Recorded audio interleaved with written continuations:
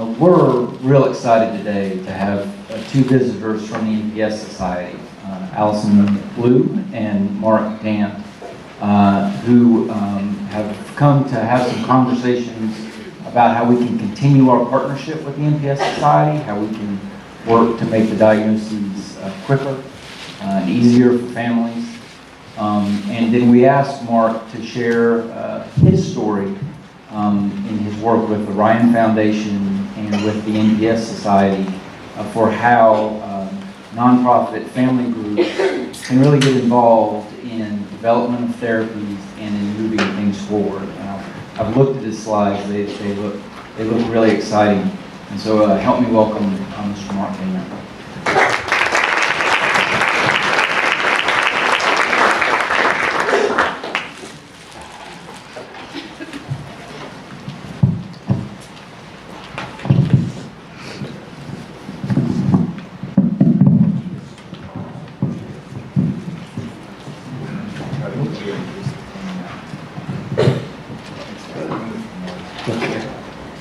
So, it truly is an honor to be at the place that I had heard of. Don't go over there. It seems like a decade ago. But actually, as I look back, as I age, I realize it wasn't a decade ago. It was 25 years ago. It was a long time. So, I'm happy to see that when I first came in the room, only the back two rows were filled. And I thought, well, this is normal. I'll just move forward. But knowing that the rest of the room is filled up, I hope we can keep you interested in the next 2 minutes to tell you a little bit about the backside of enzyme replacement therapy, how it relates to NPS, and actually the rest of the world. The cornerstone of this story, actually, and it sounds like a joke, but it's not, a cop walks into a bar. So keep that in mind, and as you hear the rest of the story,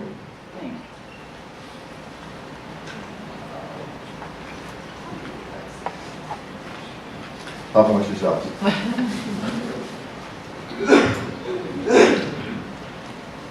Okay, so this is the audience participation portion. How many in the audience are married? Always interesting to see. Let's put your hands up one more time. How many are married? Leave them up. Everybody else turn around and look. Okay, so what's cool is, from this perspective, you can see usually the ones that are newly married are like this. Which is good. So I would ask all that are married, how many would have the courage to do this? Show your wedding picture. And the reason I show that is because all those in genetics know that when you hear our story, it's no different than any other family that sits in front of you. And the moment that you tell them their journey of their life is different from this point forward. So my wife and I grew up in Louisville, Kentucky.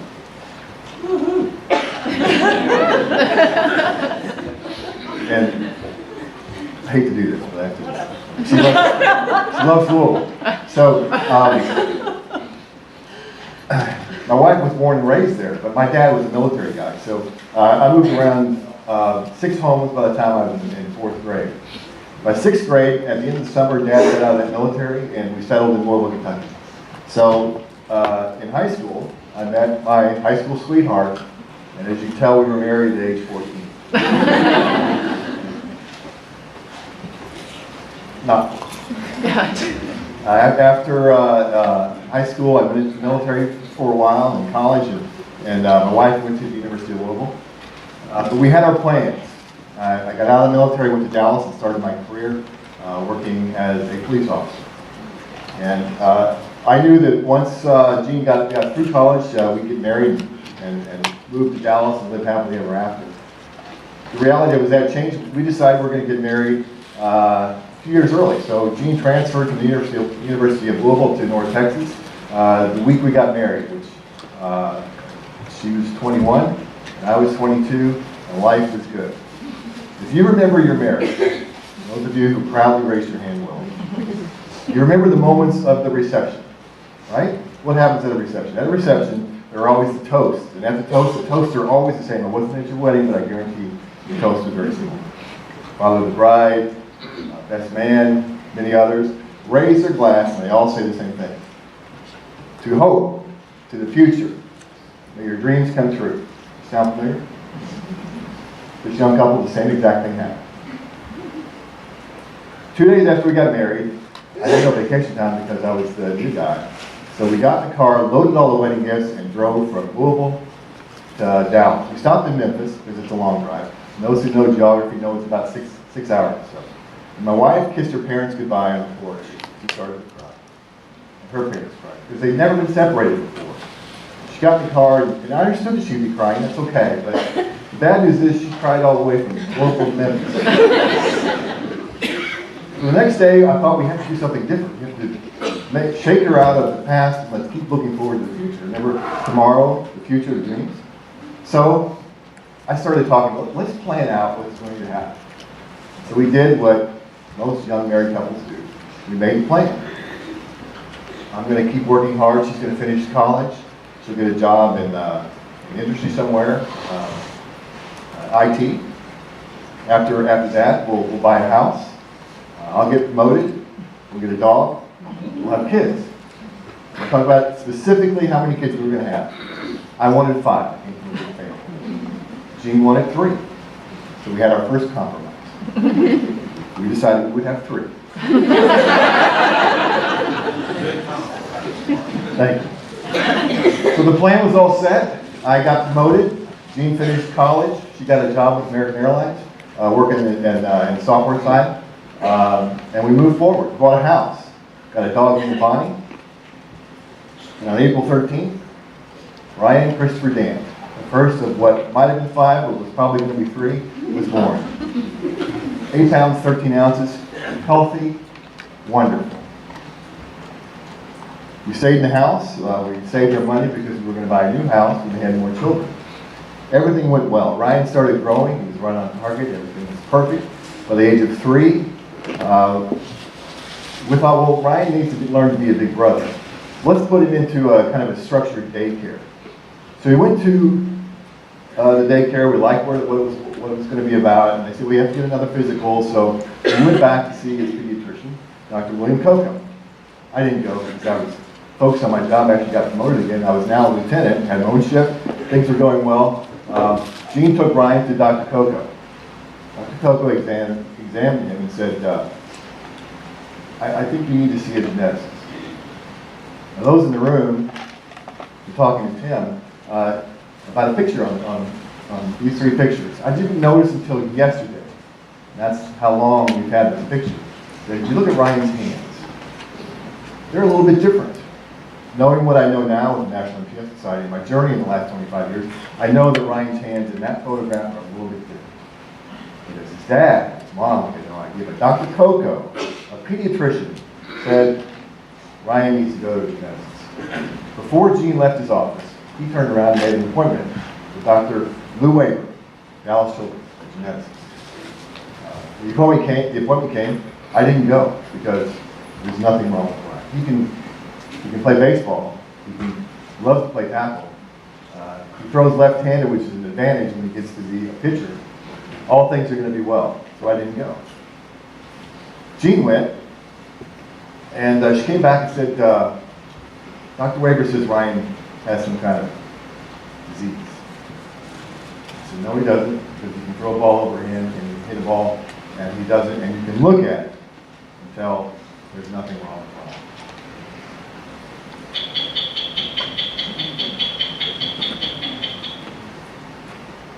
What can you do if someone you love is diagnosed with a disease so hopeless and so rare, drug companies won't develop a treatment because it would never turn a profit? You might try doing what Mark Dant did. His little boy Ryan was one of only 40 babies in the United States born each year with a fatal genetic condition called mucopolysaccharidosis, or MPS1. Mark and his wife Jean were told they could do little more than wait for their boy to die. But the Dants were not ready to accept that. Ryan's father embarked on a mission with only one goal: saving Ryan. Hi. Ryan was born in 1988, and from what his parents could see, was growing into a healthy, active toddler. Mark was on the police force, and Jean worked in the airline industry. Together, they were building a quiet, peaceful life in the suburbs of Dallas. That is, until 1991, when Ryan turned 3, and a physician discovered his liver was abnormally large. Kids like Ryan with mucopolysaccharidosis 1 are missing an enzyme that the body needs to break down certain waste materials.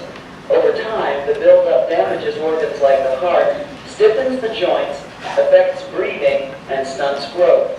In some cases, it can lead to severe brain damage and mental retardation.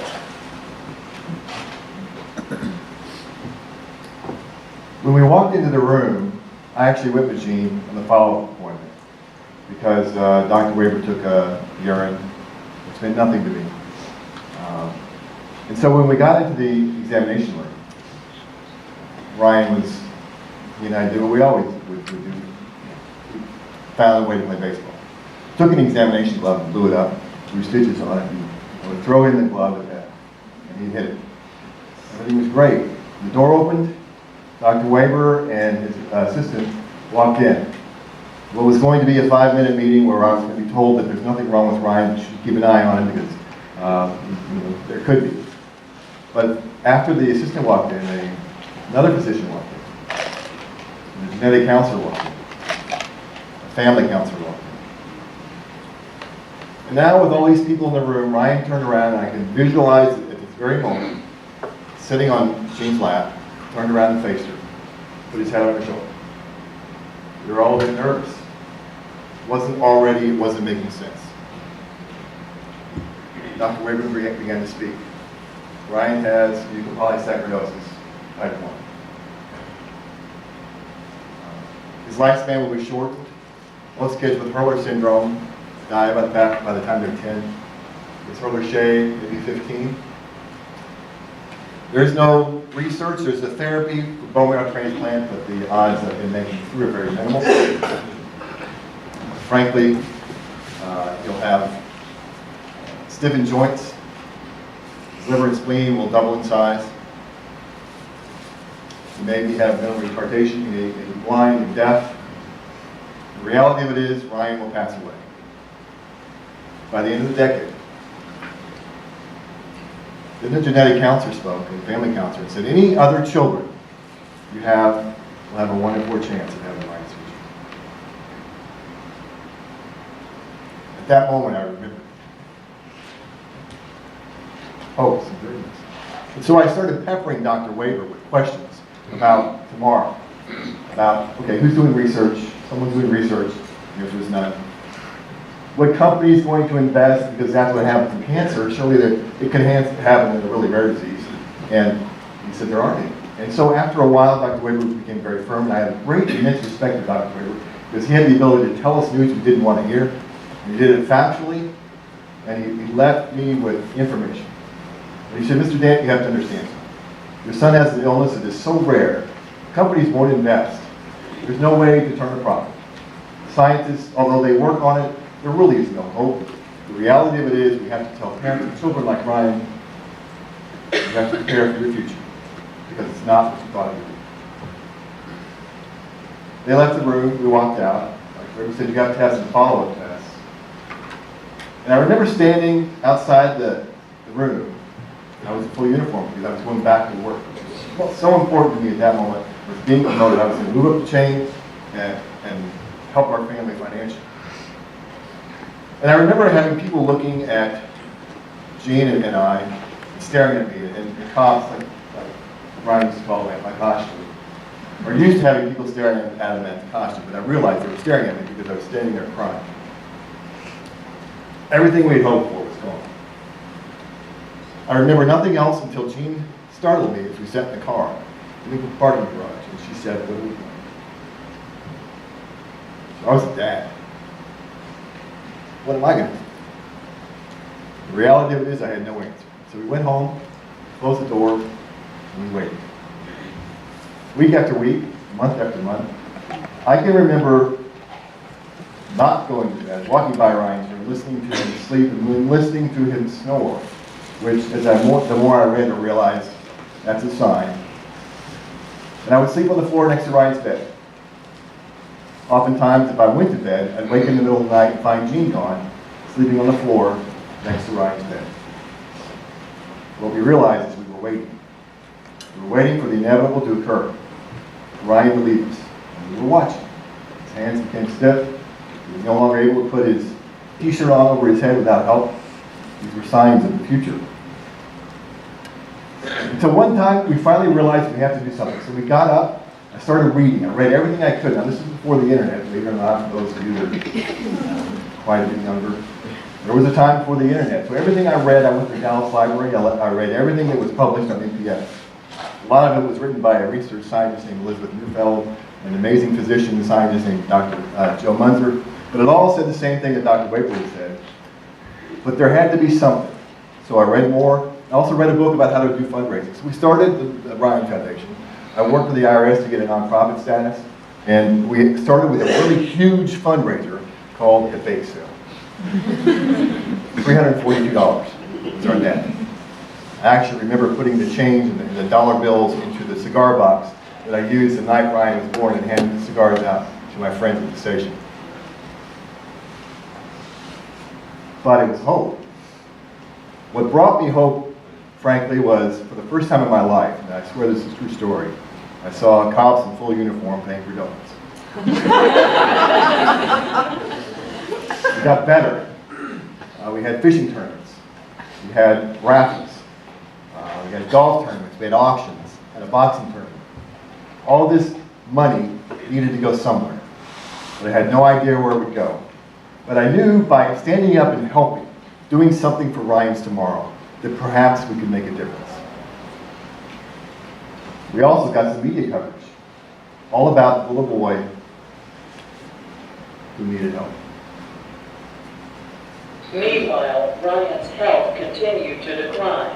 He began having headaches so excruciating he would vomit and pass out. His fingers started to curl. At age 7, Ryan's hands got too stiff to play his favorite sport, baseball. To keep him in the game, his father attached Velcro to his bat. Eventually, even that didn't work, and Ryan had to quit the team. Mark still worked full-time as both a cop and as Ryan's dad. Every day after walking the beat, he changed his uniform to walk another beat, knocking on doors and shaking hands, raising money to give to someone, anyone, working on a cure. Over 3 years, the Ryan Foundation graduated from bake sales to $100,000 golf tournaments, with Ryan as their poster child. Show you this? Yeah, kind of shows Ryan's love for baseball. So we kept pushing forward, kept realizing maybe we could make a difference with money. But we also had to realize that scientists had to be working on it. There was an international symposium in Dusseldorf that year. And because Gene worked for American, I jumped on a flight and went. I can remember taking note after note, having a medical dictionary in my room upstairs, realizing the language of scientists and researchers. I don't know how you understand it. You use words that really are not words. Glycosaminoglycans, that is not a word. We could go on. But I also heard a researcher, physician named Roscoe Brady, talk about a new therapy called enzyme replacement therapy that he has developed and worked through the FDA for a disease called Gaucher. Now I knew that Gaucher was a lysosomal storage disorder like Ryan's, and so believe it or not, Ryan had played in his last T-ball game the week before. And so, like normal dad, I videoed it, and I actually took the big video camera back in those days. They were about this big, like a news crew, and it didn't have a screen on it. It looked at the viewfinder, but I had that video of Ryan playing baseball. I had it in my mind, if I could talk to Dr. Brady, he could tell me about ERT. Maybe he could develop something for Ryan. So I put my detective work on display, and I waited for Dr. Brady to leave the dais. I waited for him to leave the audience and watched him as he walked down the hallway of his hotel room. I walked up to him real quickly and I said, "You don't know who I am, but my son is 4, and he's got EPS 1. Can you do what you did for Gaucher for EPS 1? And I said, look at Ryan. So I actually had him look through the viewfinder. He watched the little boy circle second running. And he said, he's very cute. He said, how old is he? Again, I said, well, he's 4. We had a nice long conversation, but in a nutshell, this is exactly what he told me. This is what I heard. You don't have two things you're going to need. It is possible, but you don't have enough money, and you don't have enough time. So if you visualize the great American film classic, Dumb and Dumber, there's a line in there that reminds me of me in that moment. Because Jim Carrey's character asked his woman of his dreams, what are the odds of a woman like you falling for a guy like me? And she said, 1 in a million. And he was elated. Well, all I heard Dr. Brady tell me was, yeah, it's possible. So I flew back to Chicago on the way back to Dallas. And on a payphone in Chicago, I called my wife and said, he said it's possible. So we got back to work. And we worked very hard. And we funded a symposium in Orlando, partnered with the National MPS Society. We brought in all the families so they could go to Disney World. We also brought in great scientists. Remember Dr. Elizabeth Neufeld? All the things I've read, she had written the majority of them. So we invited her to come in. So that evening, a cop walks into a bar. And Dr. Elizabeth Neufeld was there. I chatted with her about my conversation with Dr. Brady with ERT, and she said, I have a research scientist named Emil Katz, one of my students. He's trying to develop ERT for MPS-1, but he has no money. And frankly, he's looked everywhere. He's struggling. In the lab, a Quonset hut behind the county campus at UCLA in Torrance was not going to make it as what he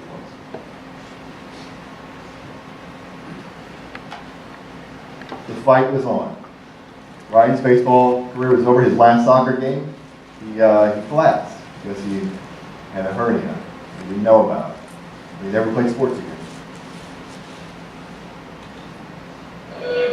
But his biggest day came in 1995 when Mark met a young scientist at UCLA named Emil Katz.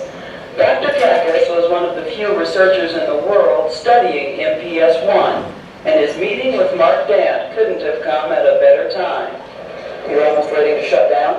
The research was stalled, and I still held out hope that we might be able to find some angel investor to come in and give us money and make it happen, but it was really frustrating to feel that you had something that would be beneficial for a disease that wasn't currently treated and couldn't do anything about it. So this is the lab where you actually do the research on the enzyme? Right. Dr. Katz had a sense that this complicated disease had a fairly simple solution. Create a synthetic version of the enzyme that's missing in kids who have MPS-1. This is what a normal, healthy human body does naturally. Yes, normally your body makes these enzymes all by itself. They're helping everything run. Because your body is constantly building itself and breaking itself down. And one of those enzymes that's involved in that process is missing in MPS-1 kids. So by making it, we can help substitute for what they can't do themselves. The science was solid, but to take his synthetic enzyme from the lab to the bedside, Dr. Katz needed money. And Mark Dant promised to provide it because he knew that time was running out for his son, who by the age of 7 found even the simple act of breathing unbelievably difficult. Let's get paid again. As Ryan fought for his life, Mark fought for money, eventually raising a total of $1 million. He gave all of it to Emil Katz. They basically decided to take all their money, put all their chips on one number, which was us, and hope that their number would come up. And fortunately it did. Dr. Katz attracted additional funding from a small biotech firm and had gotten FDA approval for a clinical trial of his synthetic enzyme treatment. 10 kids were chosen for the trial at Harvard-UCLA Hospital in California. Ryan Dant was one of them. Well, guys, I think it's time to head towards the gate. In February of 1998, Ryan's neighbors gathered at Dallas-Fort Worth Airport for a big send-off. When I was at the airport, when I was about to get on the plane, everybody made arch, and I went good, and then onto the plane. All the years of knocking on doors and holding bake sales had paid off, and as they boarded the plane, the Dants finally had something to hope for. At the hospital, they regained the baby of a sick little boy. He spoke at the time about what he was getting ready to go through. I'm a little scared. He was tired of needles and doctors and feeling weaker and weaker every day. When's this gonna end? I just want to go home. Because I don't like it here. I don't like to do all these tests. What's going to happen? That enzyme is going to circulate in your blood, in your body, going all over your body, and get to where it's needed to start breaking down the materials there. 2 months before Ryan's 10th birthday, Dr. Kakis and the Dants administered the first dose of Ryan's enzyme treatment. Okay, ready? I'll bet $10 for 1 week you're going to feel better. Ryan wouldn't take the bet, but it was a bet Dr. Kakis won.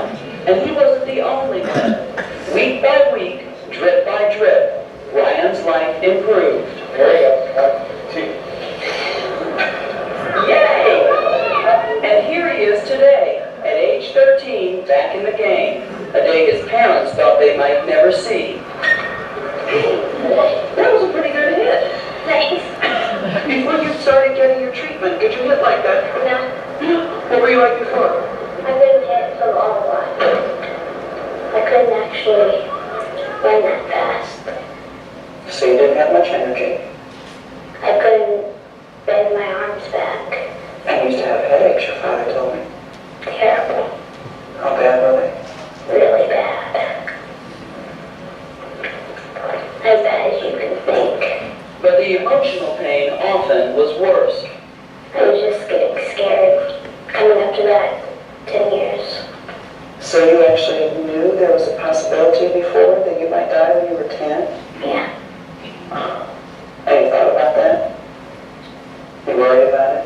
What did you say to your parents? It's gonna be okay. And now that you're on treatment, what's happened to all those symptoms? Feels like I can do everything that I ever wanted to. Like go ride my bike every day. Or play baseball, basketball. You name it, I can do it. Except rock climbing. Which you probably shouldn't do it. Yeah. Right? And Ryan wasn't the only one from the FDA trial to get better. All 10 kids showed improvement. Come out. Results so impressive they were published in the New England Journal of Medicine. Thanks to the work of one visionary doctor and one determined family, these children now have something precious. Time. Time to await a cure and plan for a future that many thought would never come.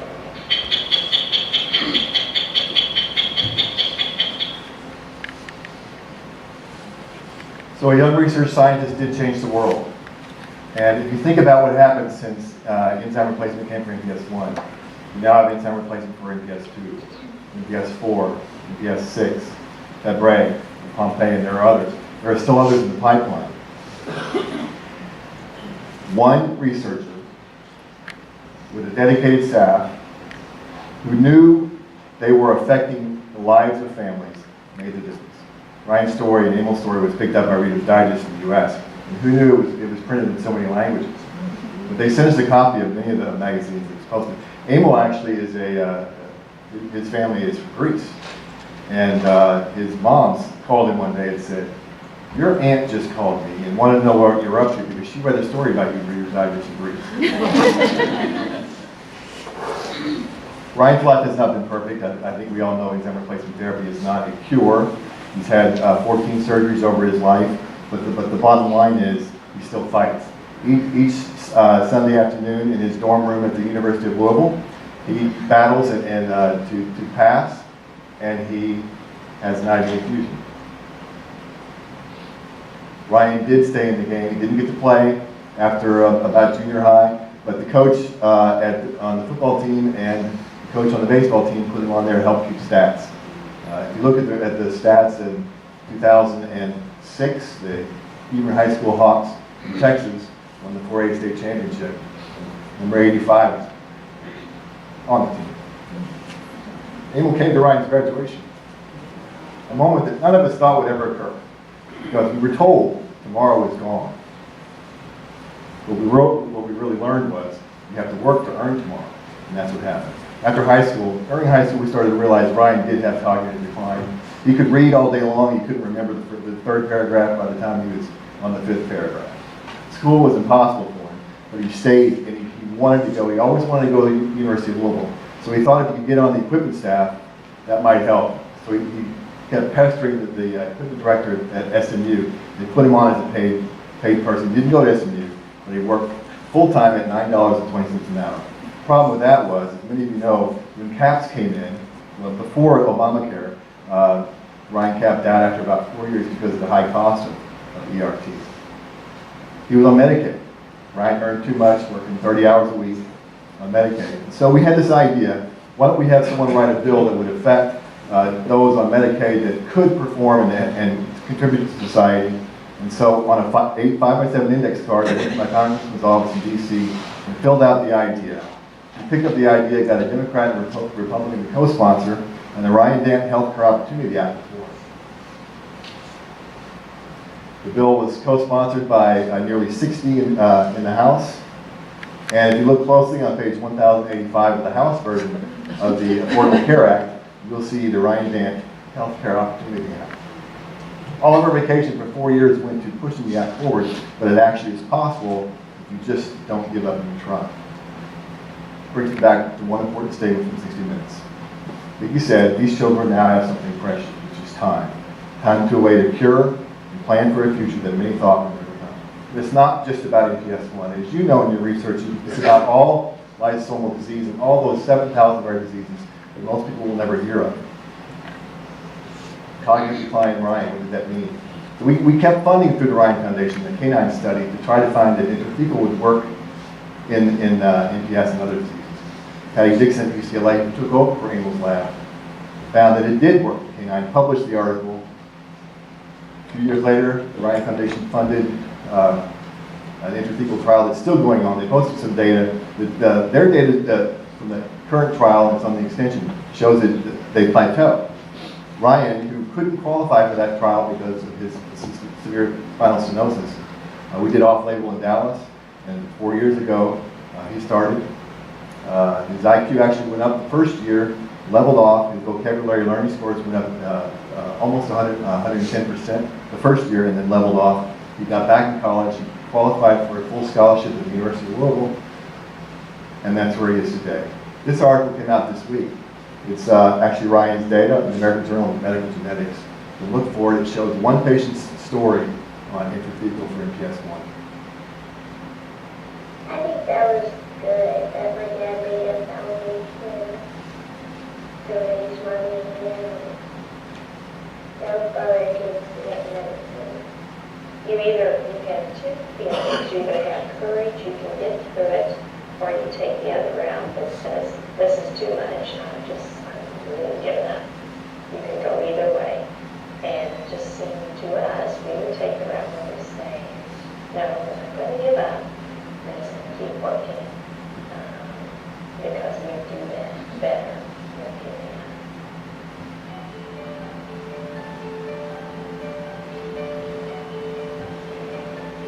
Probably some of the things that I've experienced since we last filmed that's been really fun is probably getting my driver's license, graduating high school, working for the Texas Rangers, visiting a clubhouse, and then getting this great job with SMU. I would say that he's, a 10 on a scale of 10. And there's one thing I know, you can tell Ryan can do something and he gets it done. And, there's something to be said for that, not just in a game of football, but in a game of life and in any job. And Ryan is an accountable person.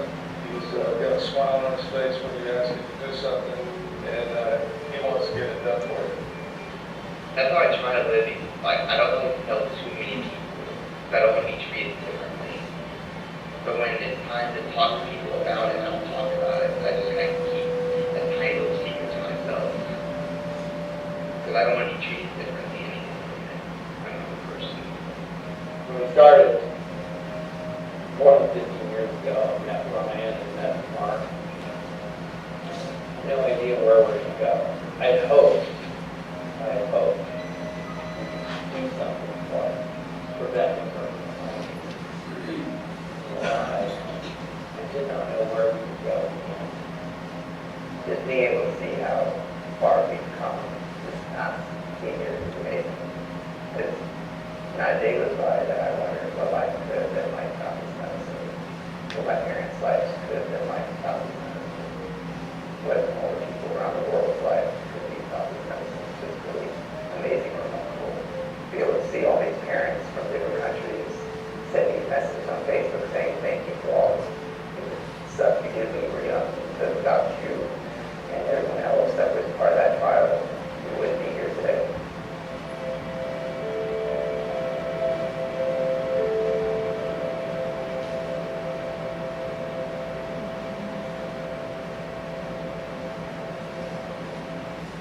So no one tells the story of what happens when a focused researcher combines with a bake sale to form a company called BioMarin, better than Ryan. We all know what happened to Albertzheim afterward, but sometimes it's good to see the visual of how things move forward from a bake sale.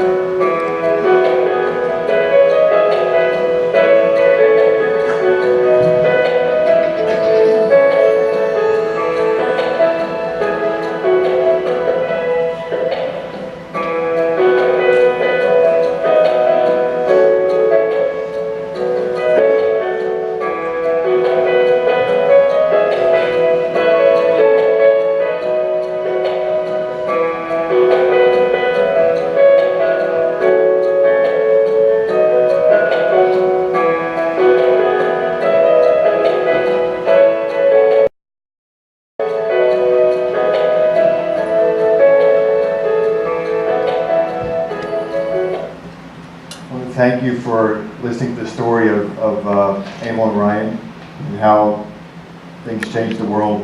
And thank Wood for inviting us here.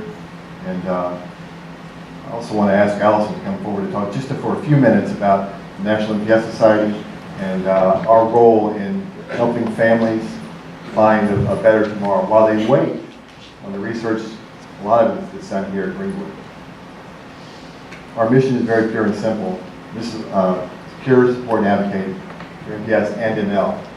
And the work you do in ML really does mean a lot to our families. The society's been around for 40 plus years. We have over 700 members. We partner with our institutions like Greenwood and pharmaceutical companies like BioMarin, Genzyme, Shire, and a myriad of other companies that have now stepped in. Allison, you want to talk a bit about the different programs that affect MPS 1, MPS 2, all MPS 3, MPS 4, MPS 6, MPS 7, and ML.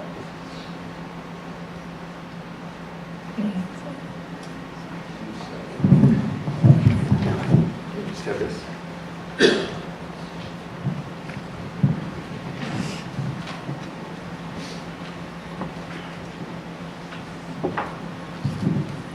My name is Allison Blue. I'm the program director for the MPS Society.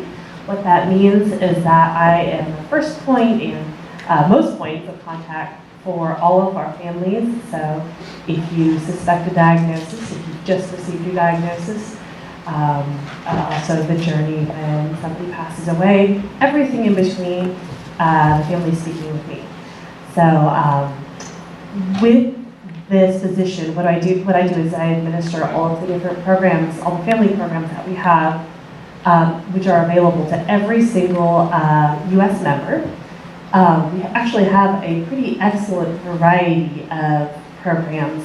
Some of them are kind of less formal, things like the education materials that we provide. We send out a newly diagnosed box, for example, to each family that is interested in receiving it. We have the White Rose program, which we do whenever anybody passes, which includes sending grief booklets, a personal reach out to the family, also flowers to the funeral if we're able to, that kind of thing. We also have multiple programs. This is just kind of a sample of them, including things like education scholarships, which are available not only for the individual with MPS, but also with the siblings of folks with MPS or ML, and also their parents now as of this year. So that's a pretty exciting program. Medical travel assistance program is one that's extremely popular. As you all know, I'm sure there are not a whole lot of doctors that are experts in the fields of MPS and ML. So we find that a lot of our families really need to travel a long way in order to get the care that is best for them. So we can help subsidize their travel, help subsidize the hotel, that kind of thing. We have a what we call the Family Assistance Program, which also helps them cover things like durable medical goods, scooters, just different things that you need that your insurance might not help you with. So if you are helping any families with MPS or ML and they are not members or they're not aware of the society, if you can share our information with them and share my name. We have one phone number, so when they call, all they need to do is ask for me. I will help them become a member. Membership is totally free. That's a new thing that we have this year. We're very excited about it. And like I said, all you need to do to qualify for any of our financial programs is to be a member of the society. So definitely point them in our direction, and we will make sure to provide whatever resources we can. We really like also connecting families with each other. We find that that's one of the most valuable things that you can have, someone to share your experience with, someone that knows what you're going through and can also kind of serve as a mentor. Yeah, so that's our job in a nutshell. You guys help me thank Mark and